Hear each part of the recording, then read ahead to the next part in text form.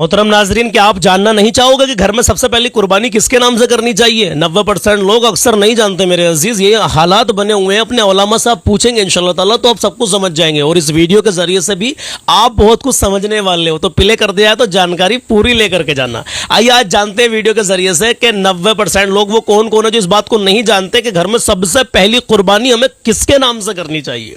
जी हाँ, ये सवाल अधिकतर लोगों के हैं, तो उनके सवाल के मद्देनजर हम वीडियो लेकर के आपकी खिदमत में आए हैं। पहली बार आए हो हमारे चैनल पे तो सब्सक्राइब कर लें, और फेसबुक पे देख रहे हो तो फॉलो कर लेना, क्योंकि हम अच्छे और सच्चे पैगाम हमेशा आपको देते हैं। और माँ बाप की मौजूदगी में क्या हम अपनी तरफ से कुर्बानी कर सकते हैं या नहीं कर सकते? पॉइंट की बात बहुत है। अहम और जरूरी मसला है, जी। ध्यान से सुनिए। बहुत सारे लोग गलतियां करते हैं। कुर्बानी के हवाले से ये चीज आप जान लें कि जो शख्स भी मालिके निसाब है उसको अपनी तरफ से कुर्बानी करना जरूरी है। अब अगर कोई शख्स है कि जो खुद तो मालिके निसाब है लेकिन उसके वालिदैन जो है वो मालिके निसाब नहीं है, जी। उनके पास इतना पैसा, इतने जेवर नहीं है कि वो मालिके निसाब हो, तो अगरचे वो जिंदा हैं, अगरचे वो बाहयात हैं, उनके माँ बाप अगरचे इस दुनिया में हैं, लेकिन इस शख्स को अपनी तरफ से कुर्बानी करना जरूरी है। क्यों? इसलिए कि कुर्बानी में असल ये है कि मालिके निसाब कौन है।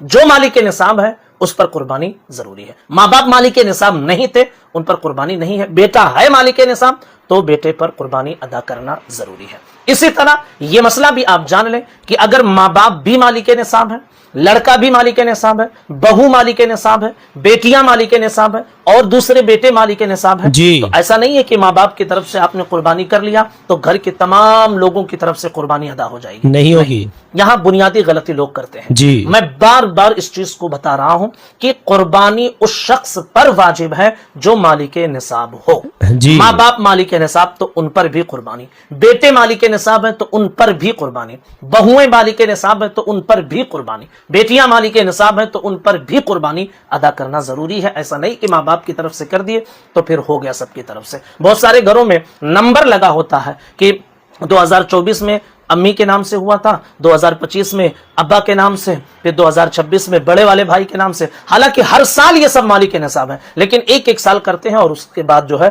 उनके नाम से कुर्बानी नहीं होती है। हर साल मालिके निसाब को अपनी तरफ से कुर्बानी अदा करना पड़ेगा। बिल्कुल, ये नंबर लगाना गलत है। अगर हर साल मालिके निसाब है तो हर साल अपनी तरफ से कुर्बानी अदा करना जरूरी है। अजीज, यहाँ पर एक बड़ी अहम बात मैं आपको बता दूं। आप लोग सोचेंगे मालिके निसाब किसे कहते हैं। अगर आपको नहीं पता है तो आप अपने मोहल्ले की मस्जिद के इमाम साहब के पास जाएं और आप उनसे सिर्फ इतना पूछ लें कि मालिक निसाब किसे कहते हैं। मालिक निसाब घर में सारे लोग हैं तो सबके नाम से कुर्बानी होगी, लेकिन पहली उसी के नाम से होगी जो मालिक निसाब है, उसी के नाम से कुर्बानी होगी।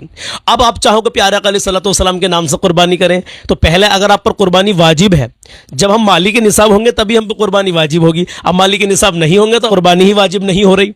तो अब हम पर कुर्बानी अगर वाजिब है, मालिक निसाब है, तो पहले हमें अपने नाम से करनी होगी। तो सबसे पहले कुर्बानी घर में अपने नाम की होगी, अपने नाम से होगी अगर हम मालिक निसाब हैं तो। उसके बाद में आप प्यारे आका अलैहिस्सलातु वस्सलाम के नाम से दूसरा हिस्सा लें।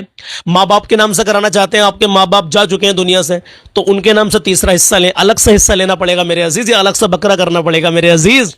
सबसे पहली कुर्बानी घर में आपके खुद के नाम से होगी अगर आप पर कुर्बानी वाजिब हो रही है तो। आपका बेटा आप पर वाजिब नहीं हो रही, आपके बेटे पर है इतना मामला, उस पर वाजिब हो रही है तो उसके नाम से होगी। जिस पर कुर्बानी वाजिब हो रही है घर में सबसे पहले उसी के नाम से होगी। अगर 10 लोग घर में रह रहे हैं, 10 के 10 मालिके निसाब हैं, कुर्बानी उन पर वाजिब है, तो उन सबके नाम से कुर्बानी होगी। उम्मीद करता हूं समझ गए होंगे। अगर कोई सवाल आपके मन में अभी भी हो तो मुझे कमेंट कर